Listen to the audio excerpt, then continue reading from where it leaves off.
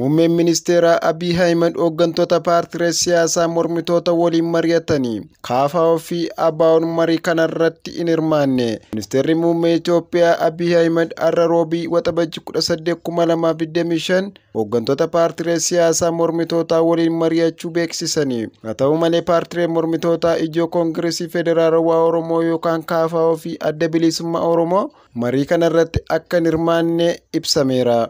Paartileen marii kanaaf waamichi isaan qaqqabe hundi bakka bu'oota 4 akka hirmaachisan carraan kan kennameef yoo ta'u, Koongireesiin Federaalawaa Oromoo KFO fi Adda Bilisummaa Oromoo garuu waamicha kana diduun maricha irratti akka hin hirmaanne ibsaniiru. Dura taa'aan Koongireesii Federaalawaa Oromoo KFO Profeesar Mararaan Guddinaa yaada kennanii paartiin isaanii marii kanarraa afuu mirkaneessaniiru. Sababa isaa yeroo ibsan nuti siyaasa fakkeessoo fi marii qaamolee waliin hubanne gidduutti godhamu akka naagaaginsa siyaasaa amma jiru keessaa nu baasa jennee hin amannu jedhani. Dubbii himaan Adda Bilisummaa Oromoo Lammii Gammachuu gama isaaniin paartiin isaanii marii kanarratti hirmaachuu irraa of qusachuu himaniiru.